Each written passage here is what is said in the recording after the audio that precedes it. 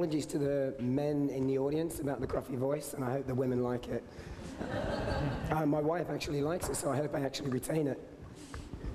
I'm going to start with the first question that I always get asked with whenever I talk about the race across America. I've now done 3 solo races across America consecutive. So the video clip that you just saw was from 2007.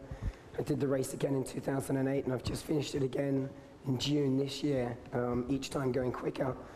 But the question I always get asked almost immediately when I come off stage is the classic question, which is,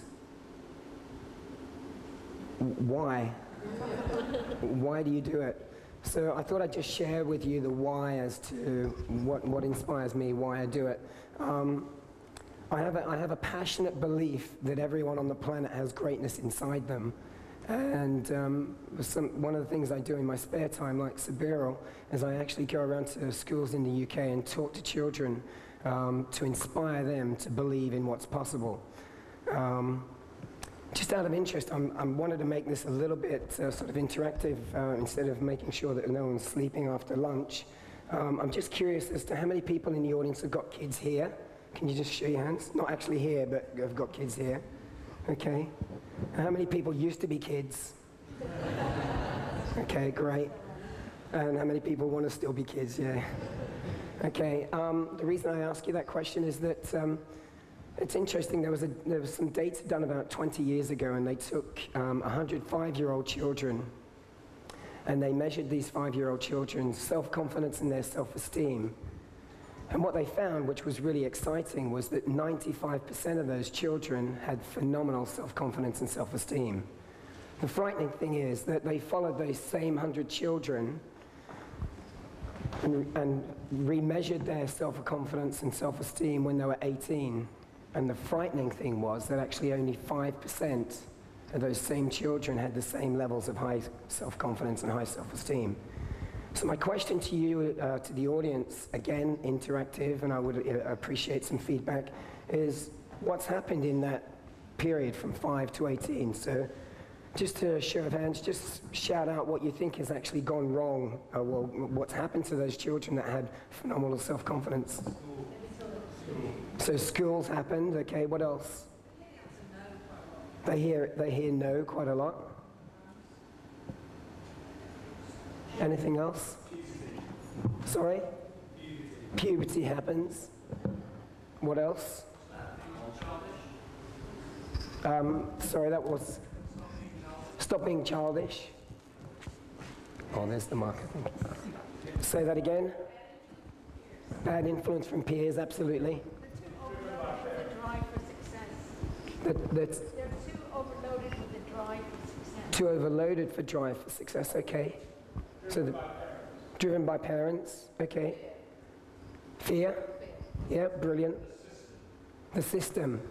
And we're all part of that system, of course. The media, our friends, our so-called friends are all part of that media. We're not letting them grow up. Say that again? We are not letting them grow up. We're not letting them grow up, absolutely.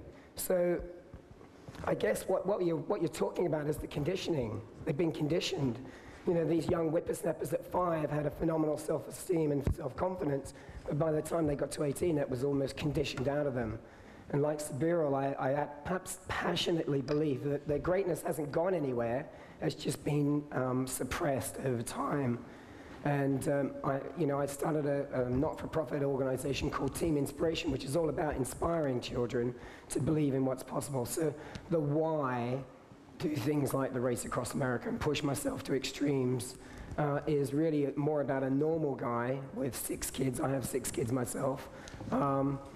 Proving to the world that actually anything's possible with the right mindset. And the speakers that I've already spoken, that have spoken just after lunch, both Bill and Sabiro, have both mentioned that as a key theme in their talks, and I completely agree with them. Just out of interest, you will have heard some of these as you were growing up as kids, I'm certain. But again, just an interactive bit, if you can just finish these off for me. So, look before. Yeah, you know it. It's too good to be true. Yep, you're getting it? Oh, we know that one. Yeah, who do you think you are?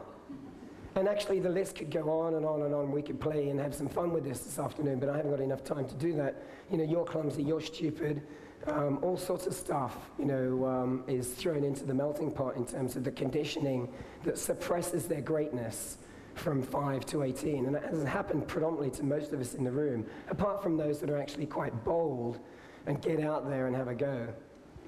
Now here's a little bit of fun for you. This next slide, I'm just going to see if you can be a bit childlike this afternoon, which is, I think, an ingredient of great enterprise. And just see if you shout this slide up. So I'm just going to press the button, and if you read the slide and shout it out loud for me if you could. Are you happy to do that? Yeah. Children? Yeah.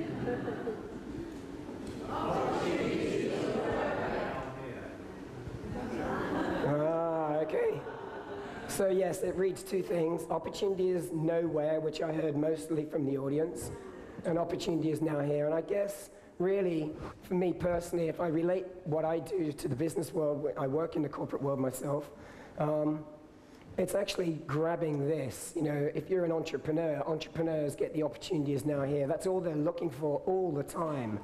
You know, when things don't work, they're not looking for who's responsible for that. They're looking for, okay, so what can we do to resolve it? Let's focus on the solution as opposed to what caused this happening. Let's move on. Let's learn from it.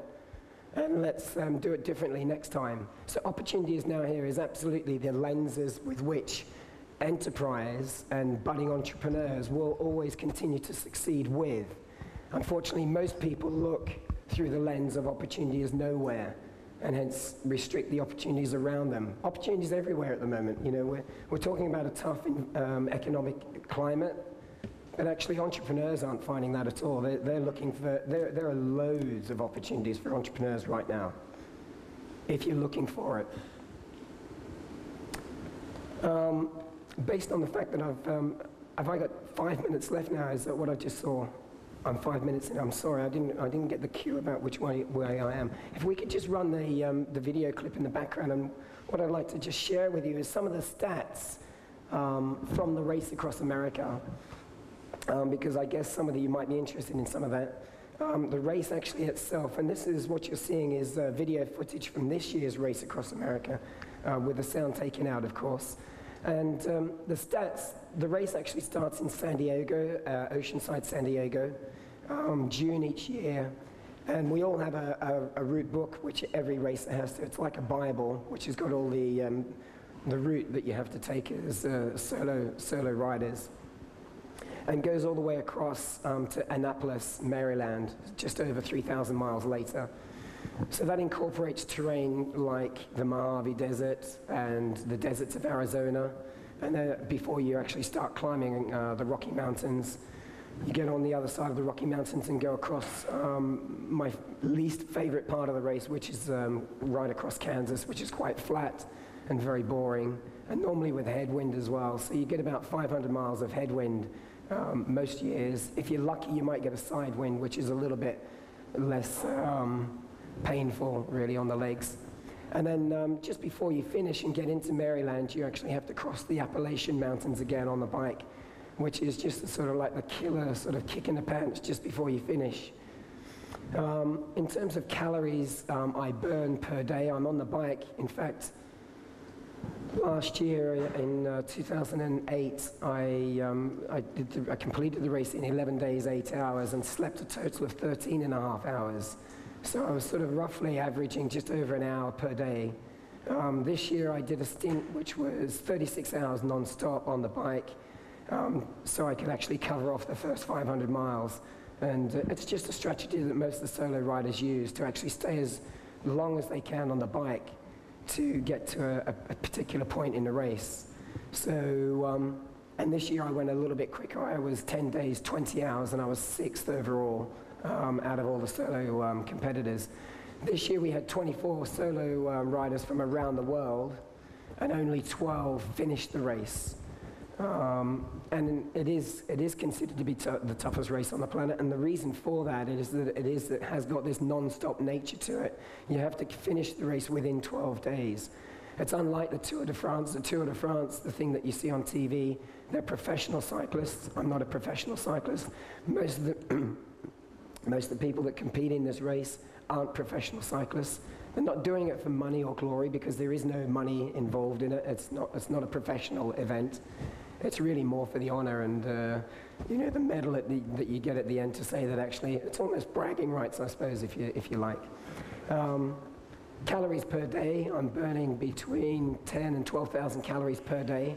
I can't actually eat enough to actually keep the calorie count up. So of course, by the time I finish the race, I've lost weight, quite a bit of weight. I'm not quite sure how much, but I'm certainly thinner.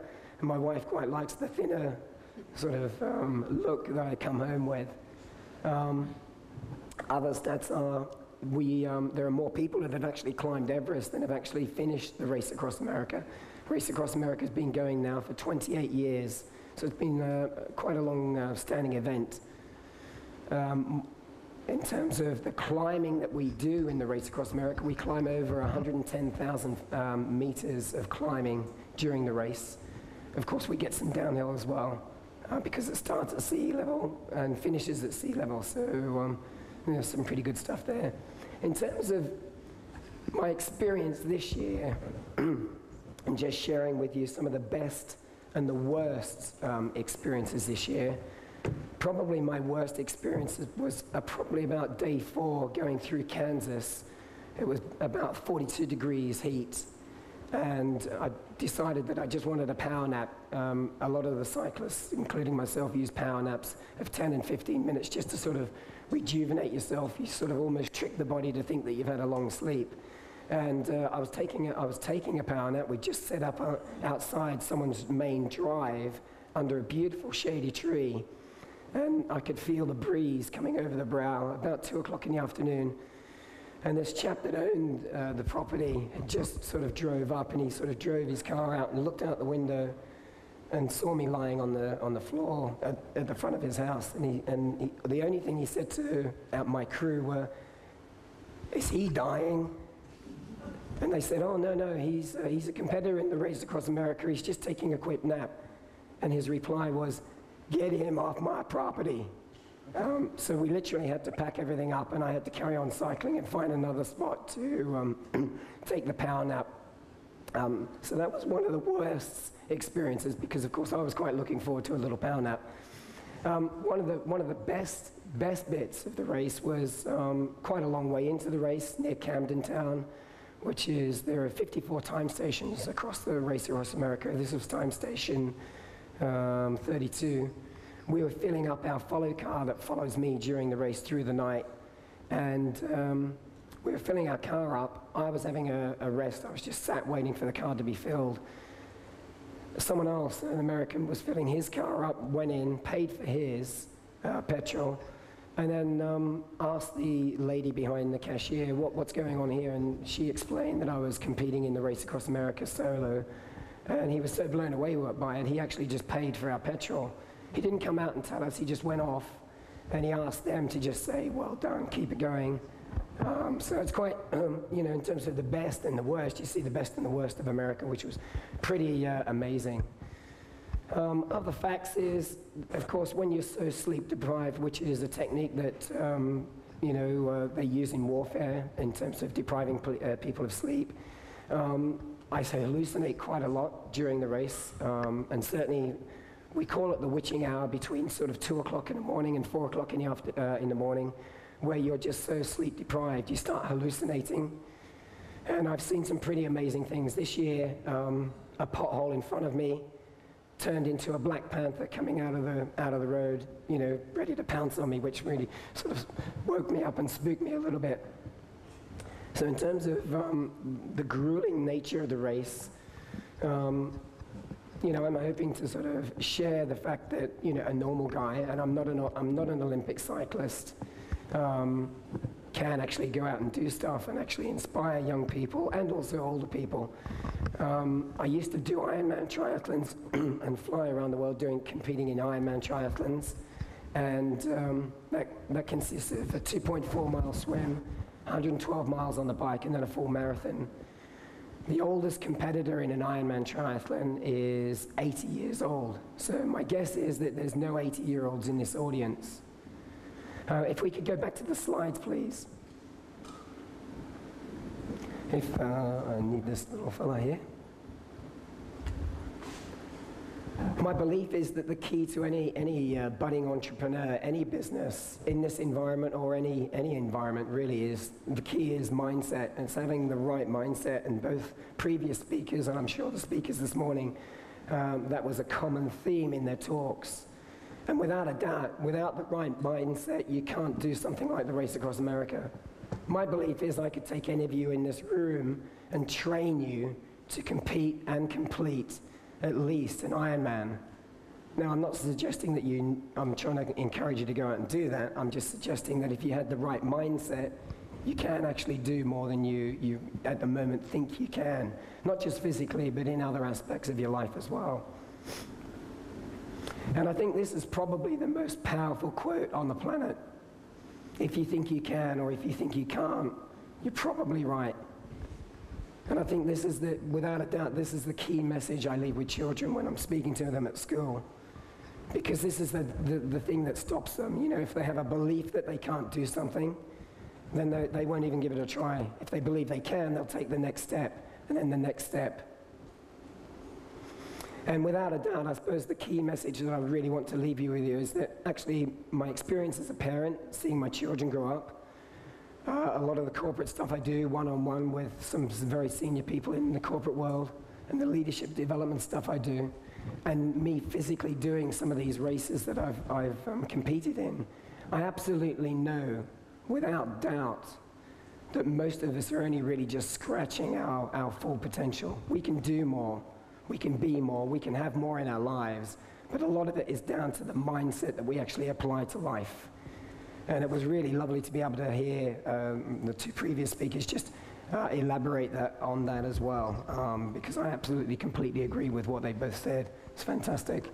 I just really want to finish off with this final quote, which is, I do have a passionate belief that we are all built for greatness. And I suppose the question I really want to leave you with this afternoon is, what mark are you going to leave? Thank you very much, ladies and gentlemen.